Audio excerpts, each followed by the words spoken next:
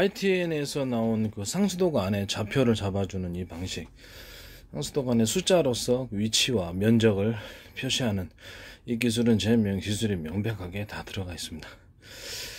전 세계를 수백 지분의 1로 쪼개고 한반도를 수십 지분의 1이나 다 쪼개가지고 가로 세로로 나눕니다. 남한, 서울 또는 제 지역은 장충도니까 중구 장춘호 이런 식으로 해서 수십만 분의 1로 쪼개갖고 아주 잘게 쪼개면 그렇죠, 아주 미세한 위치까지도 다 나올 수 있습니다.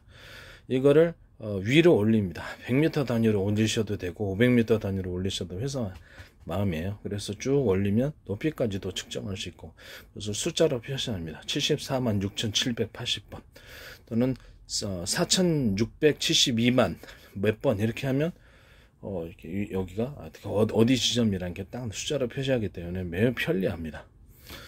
그리고 바닷속까지도 이렇게 면적을 계산할 수 있다는 점에서 바닷속까지도 특정 어장에 대해서 그 출몰적에 대해서 이렇게 그 위치를 정확히 표시해 줌으로써 어군 탐지에 있어서도 매우 획기적인 방식이라고 저는 생각하고 있습니다. 바다에서도 쓸 수 있고 항공기에서도 쓸 수 있고 자동차에서도 쓸 수 있고요. 이런 좌표 방식은 뭐라 그럴까, 그 기업 공장이다. 그러면 그 공장에서 면적을 계산해서 가로 세로를 쭉 계속 쪼개서 적층까지 1m 단위로 50cm 단위로 곡층하면 거기 정확히 나오죠. 그 안을 갖다가 들어온 이제 자율주행 로봇이다. 그럼 기계다 그것을 정확히 위치를 파악하고 전파를 쏴가지고 앞에 있는 물건들을 이제 계산해서 어떤 지점에 갖다 놔야 될 그런 로봇이다. 그러면 어떤 지점에 딱 갖다 놓는다는 거죠. 그 다음에 통로가 있다. 그러면 그 통로도 어디 좌표를 통해서 이동 경로를 이렇게 피해간다. 이렇게 이동 경로를 정해줄 수 있고요. 동시에 그 제 방식인 전파를 쏴가지고 사방대 각도로 해서 전파를 쏴고 사물을 동시에 우리가 인간이 보는 것처럼 360도로 인식할 수 있다. 그래서 그 물건, 그 앞에 부딪히는 장애물이나 물건들의 거리를 정확히 이해하고 동선을 내가 좌로 움직일 건가 유로 움직일 건가 이 동선을 정할 수 있다는 점에서 이 방식이 매우 중요하다고 생각합니다. 또는 어떤 물건이 있다. 그럼 장애물부터 면적까지도 계산할 수가 있습니다. 가로 세로로 쪼개면 면적이 다 나오죠. 그 방식이 지금 쓰였단 말이에요. 그래서 좌표로 표시하는 지점도 상수도안을 전체를 길이를 소시점이라고 하셨는데 그 길이를 목표물을 드론에서 제가 기점파 쏴가지고 목표물을 딱 자신을 기점으로 해서 가로 세로 이렇게 가로 세로 이렇게 표시한다 그랬죠. 좌표 방식을 거기 이제 수십만 분의 1로 쪼개든지 해가지고 가로 세로를 해가지고 그 사물에 위치하고 어떤 특정 지점에 그 목표물이 있다라는 것을 인식하고 그 부분에 대해서 그쪽이 이제 어떤 여러 개의 전파를 쏴가지고 어떤 방향으로 이제 드론이나 비행기가 작전 지역한데 목표물이 이동했으면 그것을 영상 촬영식으로 들어가서 보고 그것을 전파를 쏴가지고 그 위치를 정확히 파악을 하고 거리를 그래서 가로 세로 좌표를 자신을 기점으로 해서 가로 세로 좌표를 짠다는 거죠. 그럼 특정 지점이 있다라는 것을 알고 그것이 어떤 방향으로 움직일 것인가 전파를 여러 개 쏴가지고 동서남북 방위를 계산하고 거기서 몇 분 후면 A, B, C, D라는 이 지점에 도착한다. 그 확률은 몇 %다. 좌로 돌 때 몇 %, 우로 돌 때 몇 %, 또는 이렇게 뒤로 빠꾸 했을 때 몇 %의 확률을 계산해서 미리 쏴버리는 거죠. 그 요소마다. 공중에서 움직이는 공중자산이면, 그렇죠. 그 비행체다 그러면, 비행체가 나보다 위에 있으면 전파를 쏴서 이 정도 있다 그러면, 이렇게 삼각형을 그어서 그 높이를 계산할 수 있고, 밑에다가 땅에다가 전파를 쏴서 이걸로 높이도 이렇게 적층해서, 계산할 수 있습니다. 이렇게 온도 지점, 방위를 여러 군데 쏴가지고 어떤 쪽으로 움직이고 있다라는 걸 계산해서 미리 쏴버리는 거죠. 그 지점에. 이런 식으로 한다는. 밑에 있으면 또 이렇게 밑에다 쏘면 각도를 이제 계산해가지고 전파 쏘는 각도를 계산해서 삼각형으로 하면 이쪽에 높이가 계산되고 다시 밑으로 전파 쏘면 이걸 빼면 그 높이가 정확히 나오게 되는 거겠죠. 이해가 가시죠? 이렇게 높이까지 계산할 수 있습니다. 이런 식으로 하면 이제 그 면적까지도 그 전파 어떤 사물에 대해서 정확히 가로 세로 이렇게 지점을 쪼갰으니까 전체 면적까지도 다 파악할 수가 있습니다. 그것을 이제 사용하셨어요. 그래서 이 부분을 다시 한번 제가 짚어주려고 이 좌표 방식이 전 세계 GPS를 대신할 그런 차세대 좌표 방식이 되리라고 생각합니다. 그래서 매우 단순하면서도 획기적인 구조다 이렇게 생각하시면 되겠어요. 자율주행 차량에 있어서도 반드시 들어가야 된다고 생각하고 있습니다. 좌표를 잡아가지고 내가 이쪽 경로로 이렇게 그 다음에 이 지점에서 저 지점으로 움직이고 저 지점에서 이 지점 움직여 이것이 이제 행동이 나오게 된다는 거죠. 내가 상대방의 그 차량이 이쪽으로 다가오니까 내가 상대방 차량이 이쪽으로 방향을 이렇게 잡았다고 생각합시다. 그러면 내가 그 부분을 내가 이렇게 좌로 피해야 되겠고 우로 피해야 되겠고 A 지점으로 가야 되겠다. B 지점 이런 그러고 행동 방향을 이동 경로를 내가 정할 수 있다는 점에서 이 좌표 방식은 매우 획기적이라고 단순하면서도 획기적인 게 좋죠.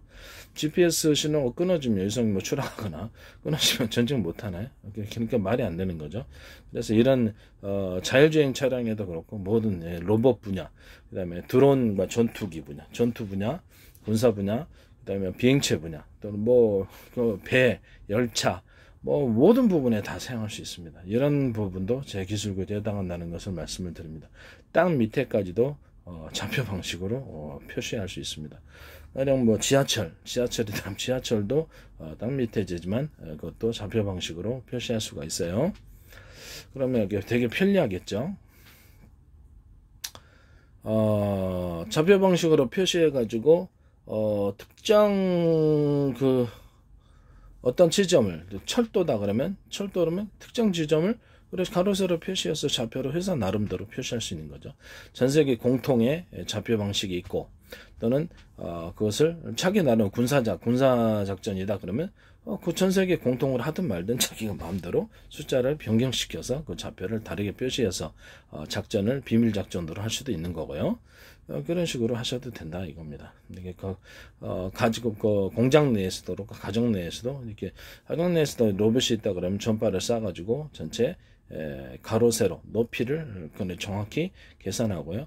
그래서 부딪히는 전파를 따라서 그래서 내가 이렇게 움직여야 되겠군 저렇게 좌로 움직여야 되겠다 우로 움직였다 장애물이 있으니까 이런 이동 경로가 계산이 나오게 되는 거죠. 이해가 가시죠?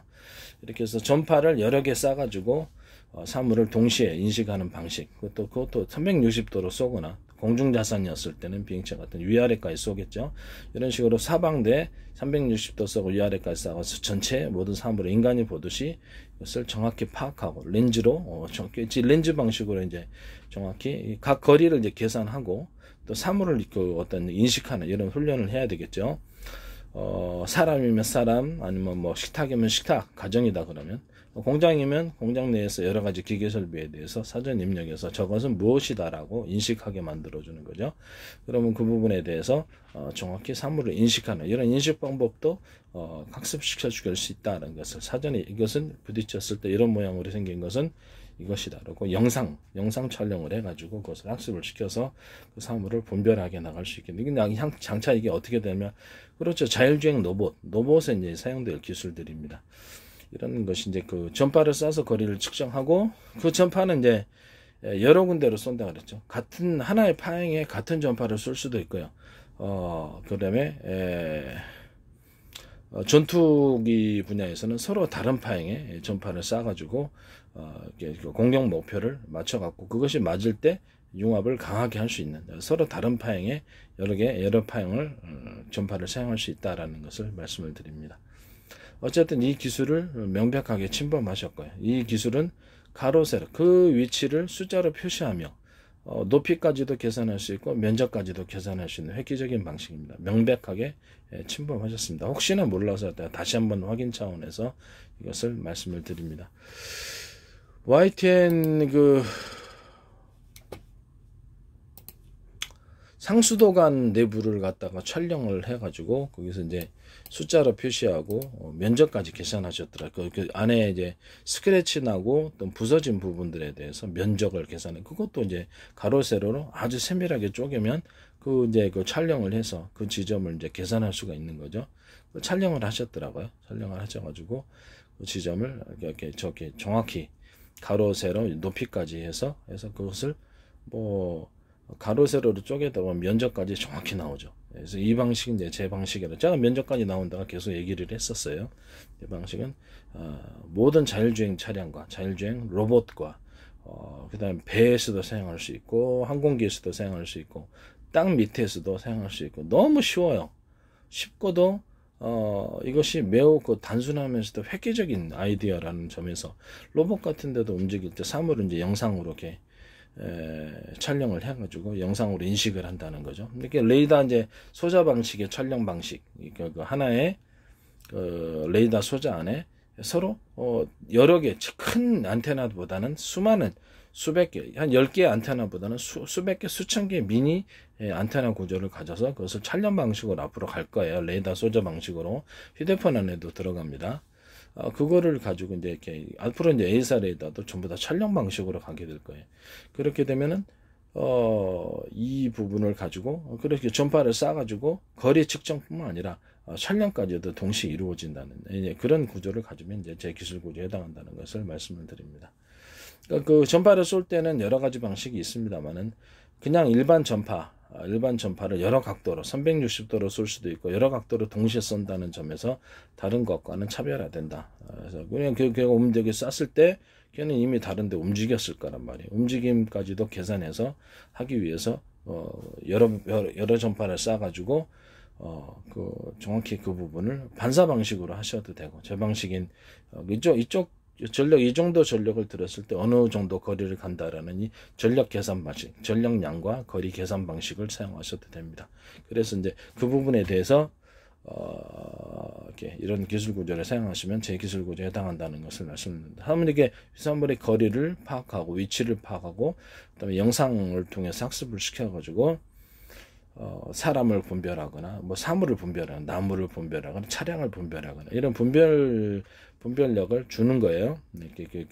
그런 프로그램상으로 분별력을 주면 그 부분에 대해서 내가 어떻게 대응해야 될지, 가령 이동이다 그러면 좌로 이동, 우로 이동, A라는 지점에서 B라는 지점으로 이동해야 되겠군, 이런 경로 계산이 나온다는 거죠. 그 다음에 사람이다 그러면 어떻게 대응해야 한다는 학습을, 그렇죠, 그 인공 프로그램으로 이제 그 프로그래밍 하셔야 되겠죠. 그런 식으로 사람이다 했을 때 어떻게 해야 된다. 이런 것들, 또 어떤 물체가 나타났을 때 어떻게 이동한다, 이런 것들이. 그래서 앞으로 자율주행 차량 로봇 분야에서도 이 기술은 매우 중요한 기술이고 전 세계에 있어서 차세대 GPS보다 훨씬 더 쉽고 너무 쉬워요. 단순하고 누구나 만들 수 있고 획기적인 방식이라는 점에서 이것은 제 기술 구조에 해당한다. 이것도 굉장히 비싼 기술이 될 수도 있다라는 것을 안 쓸 수가 없어요. 뭐 어디든 간에 이거 안 쓰는 데는 없죠. 전 세계로부터 다 기술료를 받아들일 수 있는 큰 기술이라고 생각하시면 되겠습니다. 얼마를 받을지 어떻게 하시겠습니까? 안 쓸 수가 없는데. 아니면 다른 거 쓰셔야 되거든. 그렇죠? 네.